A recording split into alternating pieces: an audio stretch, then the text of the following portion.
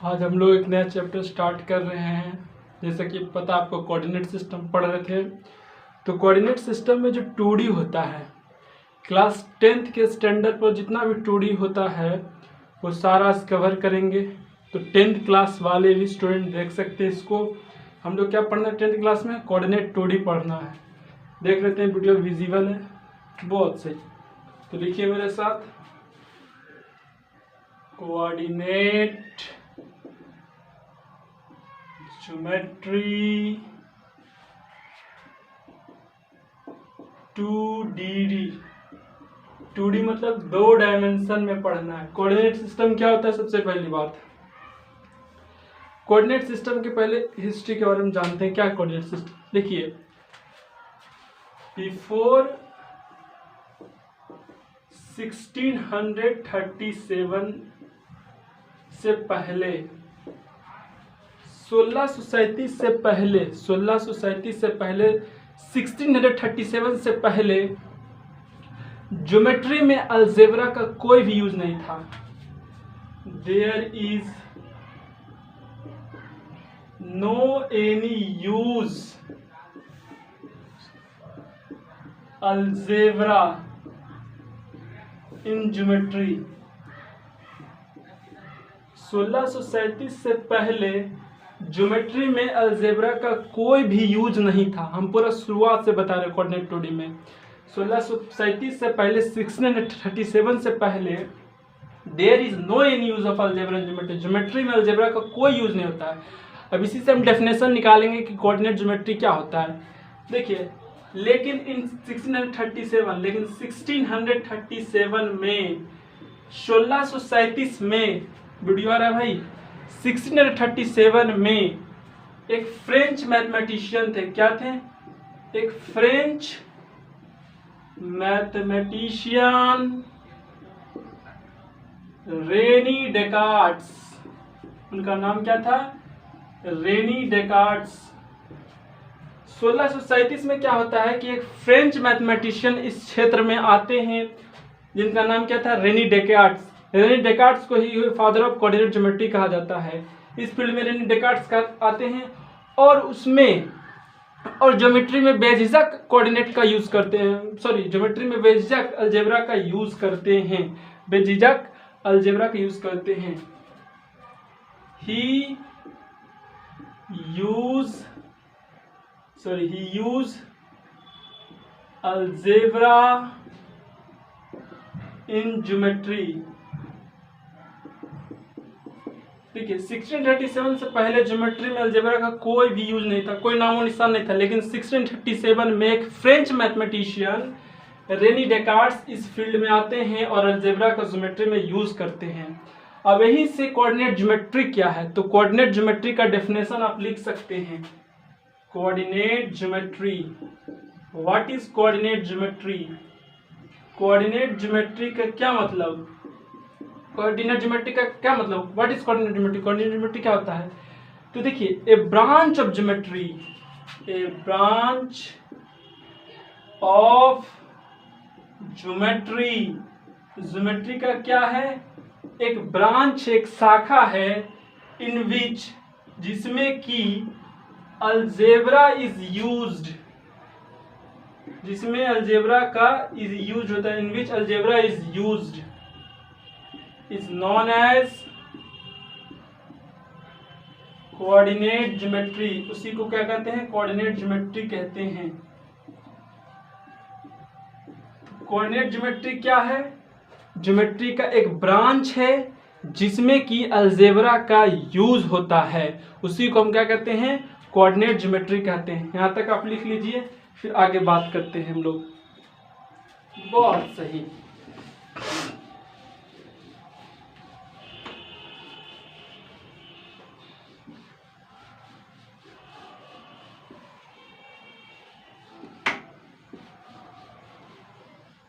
ठीक है, अब देखिए, कोऑर्डिनेट ज्योमेट्री क्या होता है आपने पढ़ लिया। ठीक है, कोऑर्डिनेट ज्योमेट्री क्या होता है आपने पढ़ लिया। अब बात करते हैं कोऑर्डिनेट सिस्टम क्या होता है। What is coordinate system? Coordinate system what is coordinate system? तो लिखिए इसमें कि in order to locate or specify a point in a space,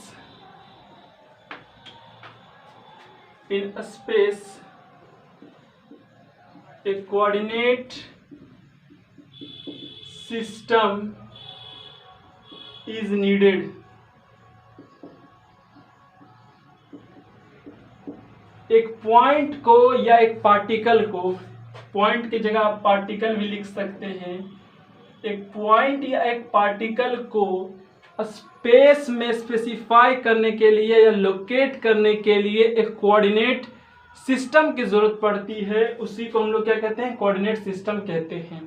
अब ये कोऑर्डिनेट सिस्टम बहुत प्रकार का होता है। Types of coordinate system. Coordinate system बहुत प्रकार का होता है, जिसमें पहला आपका आता है क्या? कोऑर्डिनेट सिस्टम में पहला आपका क्या आता है? Cartesian coordinate. Cartesian coordinate.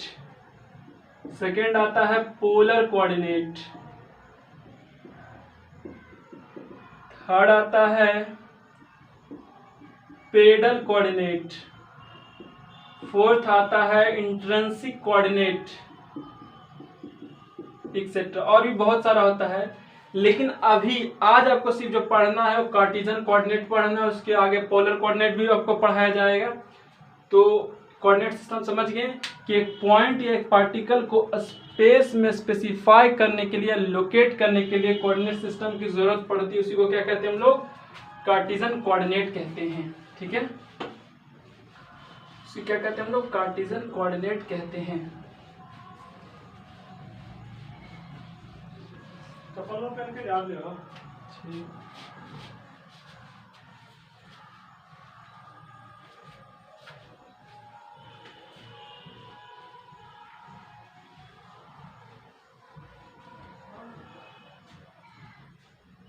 अब हम बात करेंगे कार्टीजन कोऑर्डिनेट क्या होता है।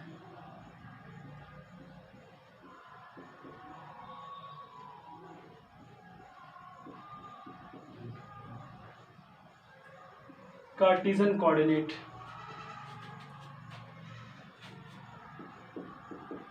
सबसे पहले कोऑर्डिनेट क्या होता है? कोऑर्डिनेट दो बिंदु से बनता है, दिस एंड दिस। या तो ए कॉस थीटा, ए साइन थीटा, -2 -5, दोनों में से दोनों जगह कोई कोई चीज होगा, कोई कोई मैथमेटिकल टर्म होगा। तो कोऑर्डिनेट, कार्टीजन कोऑर्डिनेट सिस्टम क्या है? Any coordinate in terms of x and y, that is xy, is known as Cartesian coordinate। कोई भी कोऑर्डिनेट यदि एक्स वाई के टर्म्स में हो तो उसे हम क्या कहेंगे? कार्टीजन कोऑर्डिनेट कहेंगे। अब समझा जाए वीडियो और भाई, समझा जाए। जैसे आपको दे दिया कि कोई point P x y Cartesian coordinate में है, इसे क्या मतलब हुआ? कार्टीजन कोऑर्डिनेट बना लीजिए। ये आपका एक्स एक्सिस होता है, कार्टीजन कोऑर्डिनेट आपका एक्स एक्सिस होता है, ये आपका वाई एक्सिस होता है। ठीक है, अब कहा कि इस कोऑर्डिनेट सिस्टम में कोई पॉइंट पी एक्स वाई लाई कर रहा है, कोई पॉइंट पी एक्स वाई क्या कर रहा है? लाई कर रहा है। ये पॉइंट है पी एक्स वाई लाई कर रहा है। इसके क्या मतलब? इसके ये मतलब हुआ कि एक्स जो दूरी है, एक्स क्या है? जो दूरी है वो एक्स एक्सिस की दूरी है, और वाई जो है वो इस पॉइंट से वाई एक्सिस की दूरी है। यानी इस पॉइंट से यदि हम एक्स एक्सिस पर परपेंडिकुलर डाल दें एम, तो ये दूरी एक्स कहलाता है और ये ऊंचाई वाई कहलाता है। इसीलिए इसका कोऑर्डिनेट क्या होता है? पी एक्स वाई होता है। ठीक है, अब इसको पूरा डिटेल्स आई जानते हैं। इसको पूरा 1 मिनट पूरा डिटेल से इसको जानते हैं, मिटता ही नहीं भाई। कार्टेशियन कोऑर्डिनेट कुछ इस प्रकार का होता है, इसमें 2 एक्सिस होता है। इसमें क्या होता है? 2 एक्सिस होता है, ठीक है।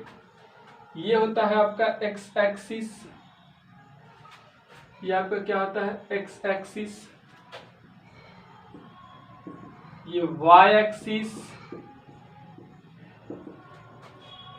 ये एक्स डैश एक्सिस, ये वाई डैश एक्सिस, और ये ओरिजिन होता है, ठीक है। क्लियर यहाँ तक? इसको क्या बोलते हैं? यहां से यहां तक को फर्स्ट क्वाड्रेंट, इसको हम फर्स्ट क्वाड्रेंट बोलते हैं, इसको सेकंड क्वाड्रेंट, इसको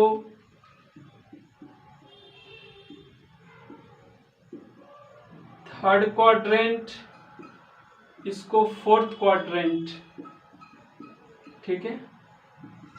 इसको फोर्थ क्वाड्रेंट बोलते हैं। यही क्या आपका कार्टेशियन कोऑर्डिनेट है, ठीक है। इसमें जो को पॉइंट लेंगे, अच्छा ये एरो ये जो एरो दिया हुआ है, एक तरफ एरो दिया हुआ है, एक तरफ एरो नहीं दिया हुआ है, तो जिस तरफ एरो पॉइंट कर रहा है वो प्लस है, यानी प्लस एक्स एक्सिस है। क्या है ये? प्लस एक्स एक्सिस है, क्योंकि एरो जो है एक्स इस ओर पॉइंट कर रहा है, इस ओर, मतलब राइट साइड में पॉइंट कर रहा है, और ये जो है लेफ्ट साइड में पॉइंट कर रहा है। यहाँ पर एरो नहीं है, तो क्या है ये? माइनस एक्स एक्सिस है, ये माइनस एक्स एक्सिस है। उसी प्रकार से इधर एरो नहीं है, तो ये माइनस वाई एक्सिस है। एक सेकेंड वीडियो रुक गया क्या? सॉरी भाई, ये क्या है? माइनस वाई एक्सिस है, और ये प्लस वाई एक्सिस है, ठीक है। इतना बात समझ गए? अच्छा, इसमें जो कोऑर्डिनेट आएगा, इसमें जो भी पॉइंट लाई करेगा वो प्लस प्लस वाला होगा। ये x प्लस वाई प्लस, इसमें जो पॉइंट होगा x का माइनस। पहला प्रायोरिटी देखते हैं, जब भी कोई कोऑर्डिनेट हम लिखते हैं x y, तो पहला जो प्रायोरिटी देते हैं वो x एक्सिस पर जो दूरी होता है उसको लिखते हैं, उसके बाद y एक्सिस पर जो दूरी होता है उसको लिखते हैं। तो यहाँ पर जो है x एक्सिस क्या है? प्लस में या माइनस में? ये एरो के ठीक अपोजिट, यहाँ पर एरो नहीं है तो माइनस x एक्सिस हो गया, तो ये क्या हो जाएगा? माइनस, और यहाँ पर प्लस y एक्सिस है, क्योंकि ये y एक्सिस इधर जाएगा, प्लस वाई एक्सिस। उसी प्रकार से थर्ड क्वाड्रेंट में आ जाइए। थर्ड क्वाड्रेंट में क्या है? इधर x नेगेटिव y नेगेटिव, और थर्ड क्वाड्रेंट में कोई पॉइंट लीजिएगा तो इधर लाई करेगा, x एक्सिस पर इधर कोई दूरी होगा, y एक्सिस पर इधर कोई दूरी होगा, तो ये माइनस माइनस होगा। उसी प्रकार से फोर्थ क्वाड्रेंट में आ जाइए। फोर्थ क्वाड्रेंट में x एक्सिस इधर है प्लस में, और y एक्सिस नीचे है माइनस में, तो ये पॉइंट का भी आप ख्याल रखिएगा, ठीक है। अब जैसे हमको हम आपको बोलते हैं कि कोई कार्टेशियन कोऑर्डिनेट आपका x एक्सिस और x y एक्सिस है, और ये ओरिजिन है। अब इस फर्स्ट क्वाड्रेंट में कोई पॉइंट 2 3 लाई कर रहा है। फर्स्ट क्वाड्रेंट में कोई पॉइंट क्या कर रहा है? 2 3 लाई कर रहा है। फर्स्ट क्वाड्रेंट में 2 3 लाई कर रहा है। देखिए तो दोनों जो नंबर है x y वाला प्लस प्लस है, यानी फर्स्ट क्वाड्रेंट में है। तो इसके क्या मतलब हुआ? आप सबसे पहले इस पॉइंट से एक्स एक्सिस पर परपेंडिकुलर डाल लीजिए। अब जो O से इस परपेंडिकुलर की दूरी होगी, माने हमने m परपेंडिकुलर डाला, PM परपेंडिकुलर डाला एक्स एक्सिस पर। अब जो OM जो दूरी होगा वो x होगा, वो x इसका मैग्नीट्यूड होगा, और PM जो दूरी होगा वो y होगा। उसी प्रकार सॉरी x आपका क्या हो जाएगा? 2 हो जाएगा। OM जो दूरी x एक्सिस पर होगा 2 होगा, और y एक्सिस पर जो दूरी होगा 3 होगा, ठीक है। उसी प्रकार से फिर कोई x एक्सिस लाई कर रहा है। यदि x एक्सिस पर कोई पॉइंट -2 3 है, -2 इधर है, इसे क्या मतलब हुआ? इस पॉइंट सबसे पहले आप क्या कीजिए? लंब डालिए यहाँ पर, और ये ओरिजिन होता है आपको पता है। तो इस परपेंडिकुलर और ओरिजिन के बीच की दूरी क्या हो जाएगा?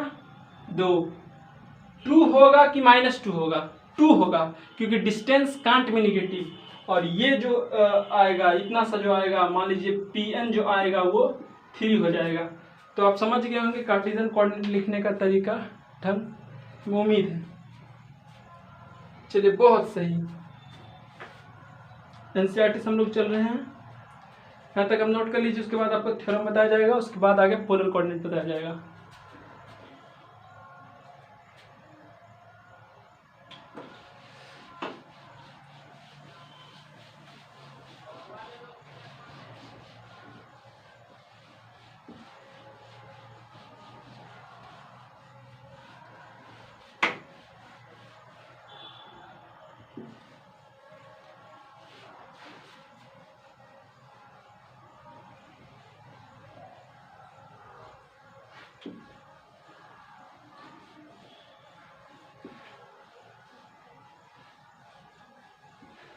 चलिए, कार्टेशियन कोऑर्डिनेट आप समझ गए। अब थ्योरम लिखिए। फर्स्ट 10th क्लास के लिए भी थ्योरम है।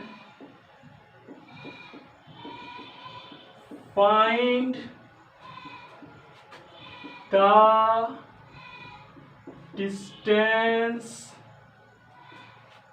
Between two points x1 y1 and x2 y2 respectively। Cartesian coordinate सबसे पहले ड्रॉ कीजिए।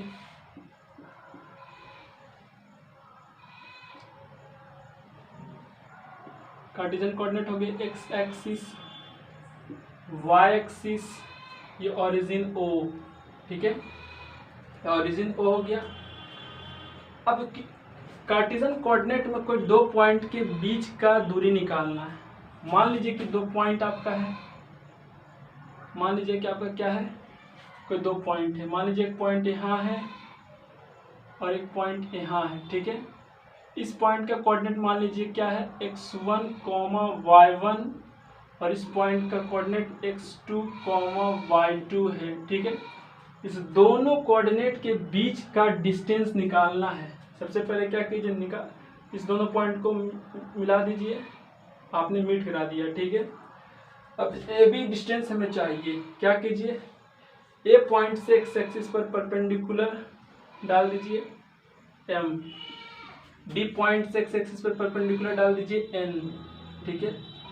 और ये जो बी पॉइंट है, ध्यान देना, ये जो बी पॉइंट है, बी पॉइंट से ए एम पर भी परपेंडिकुलर डाल दीजिए। आपने परपेंडिकुलर डाल दिया, ये परपेंडिकुलर माना आपने पी डाला, ठीक है। यहाँ तक समझ गया। जैसे ही इसका कोऑर्डिनेट x1 y1 है, ए का कोऑर्डिनेट x1 y1 है, इसके क्या मतलब कि OM दूरी जो रहा होगा वो x1 रहा होगा, जैसे इसका पॉइंट x1 y1, इसके क्या मतलब OM दूरी x1 रहा होगा और ये ऊंचाई AM ऊंचाई y1 रहा होगा, ये ऊंचाई y1 रहा होगा। ये हमने इस डाटा से इतना निकाला। जैसे इसका कोऑर्डिनेट x2 y2, इसके ये मतलब कि O से N की दूरी x2 रही होगी और ये ऊंचाई y2 रही होगी, ठीक है। कोई दिक्कत नहीं होना चाहिए। अच्छा, अब बताइए, AP इक्वल टू हम लिख सकते हैं AM माइनस PM लिख सकते हैं। AP इक्वल टू AM, ये पूरा AM में PM घटा दिए तो AP आ जाएगा, बिल्कुल आ जाएगा। AP equal to AM minus PM को हम BN लिख सकते हैं, PM को BN लिख सकते हैं, बिल्कुल लिख सकते हैं, क्योंकि PM BN के बराबर सिमेट्री से। AM कितना है y1, AM कितना आपका y1 और b1 कितना है, ये डिस्टेंस क्या है, b1 कितना है y2, bn तो y2 ही है। अच्छा, सिमिलरली आप क्या bp इक्वल टू nm लिख सकते हैं, bp equal to nm symmetry से बराबर, और nm को आप क्या लिख सकते हैं, om माइनस on लिख सकते हैं। अरे यार, nm को आप क्या लिख सकते हैं, nm को आप क्या लिख सकते हैं, om माइनस on, बहुत सही लिख सकते हैं आप, ठीक है। om कितना आपका हो गया x1 और on कितना हो गया x2, समझ गए होंगे। अब देखिए, in right angle triangle right triangle A B P में देखिए, ट्रायंगल ए बी पी में देखिए परपेंडिकुलर है, हाइपोटेनियस, सॉरी ये हाइपोटेनियस हो गया, ये परपेंडिकुलर हो गया, ये बेस हो गया। पाइथागोरस थ्योरम लगा दीजिए, बाय पाइथागोरस थ्योरम से आप क्या लिख सकते हैं, हाइपोटेन्यूज का स्क्वायर इक्वल टू परपेंडिकुलर का स्क्वायर प्लस बेस का स्क्वायर लिख सकते हैं, बिल्कुल। अच्छा यहाँ पर आ जाइए, हाइपोटेनियस का स्क्वायर इक्वल टू परपेंडिकुलर का स्क्वायर प्लस बेस का स्क्वायर, ठीक है। A B square equal to, आपने एपी निकाल लिया है, आपने एपी कितना निकाला है, y1 माइनस y2, तो एपी के जगह y1 माइनस y2 पुट कर दीजिए, आ गया, प्लस बीपी को आप कितना लिख सकते हैं, x1 माइनस x2 का होल स्क्वायर। आप लिख सकते हैं A B square equal to x1 minus x2 का square plus y1 minus y2 का होल स्क्वायर। इसको हमने इधर लिखा, इसको हमने इधर लिखा, कोई दिक्कत? मेरे ख्याल से दिक्कत नहीं होना चाहिए आपको। चलिए ए बी इक्वल टू लिख सकते हैं under root x1 minus x2 का whole square plus y1 minus y2 का होल स्क्वायर लिख सकते हैं। ध्यान दीजिए कैसे हमने, जैसे ए बी स्क्वायर बराबर मान लीजिए कि z है, क्या है, z है, तो ए बी इक्वल टू कितना हो जाएगा, z पर पावर हाफ, ये जो पावर है रिसिप्रोकल होकर इधर जाता है, और हाफ को आप कितना लिखते हैं, रूट लिखते हैं, हाफ बराबर रूट लिखते हैं, तो रूट को हाफ को हटा के हम रूट z लिख सकते हैं, बिल्कुल वही तो हमने लिखा, वही तो हमने क्या किया, लिखा। यही तो आपका डिस्टेंस फार्मूला हो गया, जिसे आप क्या कहते हैं, डिस्टेंस फार्मूला। तो हमने डिस्टेंस फार्मूला प्रूफ के साथ निकालना सीख लिया। अब ध्यान दीजिए कंफ्यूजन कहाँ होता है, कोई किताब में आपका A B equal to under root x2 minus x1 का whole square plus y2 minus y1 का होल स्क्वायर, क्या ये सही है या ये सही है, तो दोनों सही है। एक्चुअली आप जब माइनस लीजिएगा यहाँ पर कॉमन और माइनस का स्क्वायर कीजिएगा प्लस, तो दोनों सही है। तो डिस्टेंस फार्मूला समझ गए आप, नोट कर लेंगे। अब ध्यान दीजिए, आ रहा है, बहुत सही। जैसे दो पॉइंट है, क्वेश्चन करवा देते हैं आपको हम।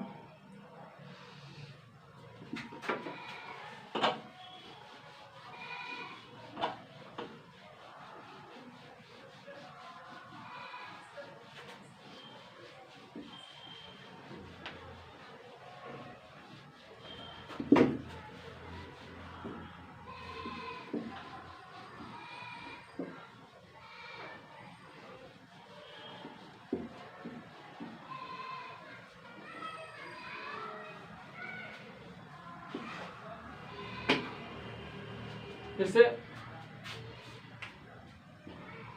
दो पॉइंट है 2, 3 और दूसरा है 3, 2। क्या गया, इस दोनों पॉइंट के, इस दोनों ए बी की दूरी निकालिए। तो ए बी बराबर कितना जानते हैं आप, under root x1 minus x2 का होल स्क्वायर लगेगा, y1 माइनस y2, ये x1 हो गया, ये y1 हो गया, ये x2 हो गया, y2 हो गया। x1 माइनस x2 का स्क्वायर 2 माइनस 3 का whole square plus y1 minus y2 का होल स्क्वायर 3 माइनस 2 का होल स्क्वायर कीजिए, अंडर रूट 3 माइनस 2 माइनस 1 का होल स्क्वायर प्लस 3 माइनस 2 1 का होल स्क्वायर, माइनस 1 का होल स्क्वायर 1 आ जाएगा और 1 का होल स्क्वायर 1 ही आ जाएगा, यानी √2 यूनिट आंसर हो गया। तो ए बी इक्वल टू कितना आ गया, √2 आ गया। ये कैसे आया, by distance formula, distance formula से आया। क्या एक थ्योरम और बताया जाए, बिल्कुल एक थ्योरम तो बनता ही है, थ्योरम लिखना है।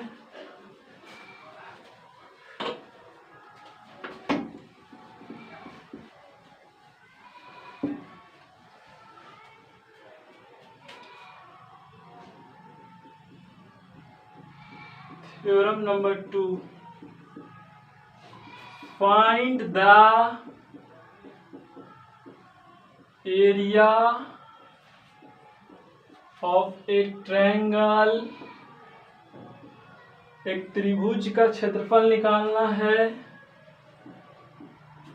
whose vertices x1 y1 x2 y2 and x3 y3। एक ट्रायंगल का एरिया निकालना है और उस ट्रायंगल के तीनों वर्टेक्स का एरिया उसने आपको दे दिया। उस ट्रायंगल के तीनों एक्सिस का एरिया उसने आपको दे दिया। ये आपका एक्सिस होता था एक्स एक्सिस, या ओरिजिन, या वाई एक्सिस। अब फर्स्ट क्वाड्रेंट में एक ट्रायंगल बना लेते हैं। मान लीजिए कि एक पॉइंट ये है जिसका कोऑर्डिनेट x1, y1 है। एक पॉइंट ये है जिसका कोऑर्डिनेट x2, y2 है, ये पॉइंट का। और एक मान लेते हैं कि ये यहाँ पर है, यहाँ पर ये पॉइंट है, इसका कोऑर्डिनेट क्या है x2, y2 है। और एक कोऑर्डिनेट यहाँ पर है जिसका कोऑर्डिनेट c x3, y3 है। अब इस तीनों पॉइंट को मिला दीजिए, आपको एक ट्रायंगल बन जाएगा। आपने B से A मिला दिया, A से C मिला दिया और B से C मिला दिया, क्या ट्रायंगल बन गया। इसी ट्रायंगल का आपको एरिया निकालना है कोऑर्डिनेट एक्सिस में।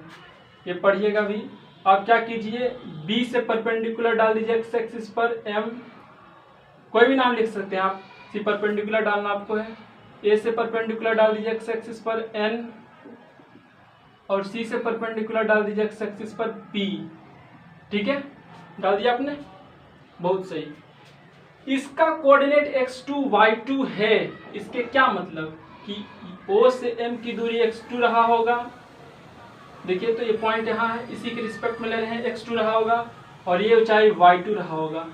इसका कोऑर्डिनेट x1 y1, इसके क्या मतलब कि O से N की दूरी x1 रहा होगा, ठीक है, और ये ऊंचाई an जो है वो y1 है। ठीक है, इसका कोऑर्डिनेट x3 y3, इसके क्या मतलब कि A से P की O से P की दूरी x3 रहा होगा और ये ऊंचाई y3 है। क्या ये ऊंचाई की बात कर रहे हैं हम लोग। ये y2 जो है bm है, ठीक है, और an जो है y1 है और cp जो है वो y3 है। ठीक है, समझ गए। यहाँ पर लिख लीजिए, नहीं तो bm आपका y2 है और आपका an जो है वो y1 है और आपका cp जो है वो y3 है। ठीक है, क्लियर। OM आपका इतना है, इतना है, आप समझ गए होंगे। ठीक है, आपसे पूछे कि बताइए mn इक्वल टू कितना हो सकता है। ये mn को हम क्या लिख सकते हैं, ON माइनस OM लिख सकते हैं। क्या हम लोग mn को OM माइनस ON लिख सकते हैं कि नहीं। mn को लिख दीजिए ON माइनस OM। ठीक है, mn इक्वल टू आपने क्या लिख दिया, ON माइनस mn। ठीक है, ON कितना है y1 x1, ON आपका x1 है और OM कितना है x2 है। ठीक है, तो mn आपका x1 माइनस x2 आ गया। ठीक है, np को आप क्या लिख सकते हैं, OP माइनस ON। ठीक है, np को आप क्या लिख सकते हैं, OP माइनस ON। OP कितना है x3 है और ON कितना है x1 है। हो गया। अब MP को आपको लिखना है, NP इतना x3 minus x1। MP equal to आप कितना लिख सकते हैं भाई, MP को आप लिख सकते हैं OP माइनस OM। OP कितना है x3 और ये x2 हो जाएगा, OM x2 है। ठीक है, इतना आप डाटा जान गए, बहुत सही। चलिए बताइए तो area of trapezium, trapezium ANMB, area of trapezium ANB है। ट्रिपेजियम क्या होता है, एक साथ देख लीजिए। ट्रिपेजियम के बारे में बता देते हैं। ये मान लीजिए B1 है, ये मान लीजिए B2 है और ये हाइट h है। ट्रिपेजियम एक क्या होता है, क्वाड्रिलेटरल होता है, जिसमें क्या होता है, दो पैरेलल साइड होता है, इसमें दो पैरेलल साइड होता है और दो नॉन पैरेलल साइड होता है। ठीक है, तो इसका एरिया कैसे निकलता है, half into sum of parallel side b1 plus b2 into distance between them h। ठीक है, तो एरिया ऑफ ट्रिपेजियम यही होता है। तो कुछ उसी प्रकार से क्या ANMB बना रहा है, ANMB बना रहा है, बिल्कुल बना रहा है भाई, नहीं किसे बना रहा है, तो लगा दीजिए half into sum of parallel side. इसमें पैरेलल साइड कौन कौन है, इसमें पैरेलल साइड आपका क्या है, ANMB में पैरेलल साइड कौन कौन है, AN और BM। AN और BM क्या पैरेलल साइड है, तो जो जोड़ दीजिए तो कितना हो जाएगा, y1 प्लस y2, और इस दोनों के बीच में हाइट कौन है, ये MN है, MN स्ट्रेट है तो हाइट है, तो MN बराबर कितना निकाले हम लोग, MN x2 minus x1 height होता है, sum of parallel side into distance between them. Area of trapezium equal to half into sum of parallel side into distance between them. तो हमारा पहला निकल गया।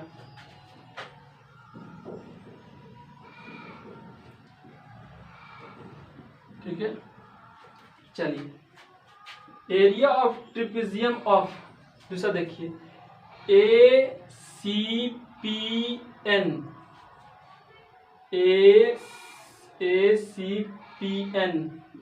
क्या भी ट्रिपेजियम बन रहा है, ACPN भी एक ट्रिपेजियम बन रहा है। ये बराबर कितना होता है, half into sum of parallel side. यहाँ पर पैरेलल साइड क्या है, AN है और CP है। AN कितना है, y1 और CP कितना है, y3, और इस दोनों के बीच में डिस्टेंस कितना है, NP कितना आपका आया है, x3 minus x1। Area of trapezium of BCPM equal to half into sum of parallel side. इसके पैरेलल साइड का सम बोलिए तो y2 plus y3 into distance between them. इसमें डिस्टेंस कितना है, परपेंडिकुलर डिस्टेंस कितना है, MP आपको कितना आया है, x3 माइनस x2। ठीक है, समझ गए, ध्यान दीजिए बात पर। क्या हम ऐसा लिख सकते हैं, नीचे तक दिख रहा है भाई, बहुत खूब। क्या हम लिख सकते हैं, एरिया ऑफ ट्रायंगल ABC बराबर लिख सकते हैं, हमें लिख सकते हैं area of trapezium ANMB plus area of trapezium of ACPN minus area of trapezium of BCPM लिख सकते हैं। देखिए ये ट्रिपेजियम ABMN, ये पूरा ट्रिपेजियम ले लिया और ये ट्रिपेजियम ले लिया ANPC, दोनों को जोड़ दिया, पूरा आ गया, और पूरा में से हमने क्या किया, ये ट्रिपेजियम को घटा दिया BCPM को। तो क्या ये ट्रायंगल का एरिया बचेगा, बिल्कुल बचेगा, वही तो हमने लिखा। तो एरिया ऑफ ट्रायंगल को हम ऐसे डिनोट करते हैं, एरिया ऑफ ट्रायंगल हो गया। चलिए एरिया ऑफ ट्रायंगल हो गया, बोलिए आपने एरिया ऑफ ट्रिपेजियम ANP कितना निकाला, half y1 plus y2 into x1 minus x2। Area of trapezium ACPN आपने कितना निकाला, half into y1 plus y3 into x3 minus x1 minus area of trapezium BCPM वाला ट्रिपेजियम का area जो है minus कर देंगे, minus half into y2 plus y3 into x3 minus x2। ठीक है, अब सबसे हाफ कॉमन ले लीजिए, तो एरिया ऑफ ट्रिपेजियम कितना, एरिया ऑफ ट्रायंगल ABC कितना आ जाएगा आपका, जो निकालना है, हाफ कॉमन लिया y1 plus y2 into x1 minus x2 plus y1 plus y3 into x3 minus x1 minus y2 plus y3 into x3 minus x2। चलिए लिखिए यहाँ तक। अब आगे कैलकुलेशन है तो हम करते हैं आगे। इसको मिटा देते हैं, नीचे वाला लिख लीजिए।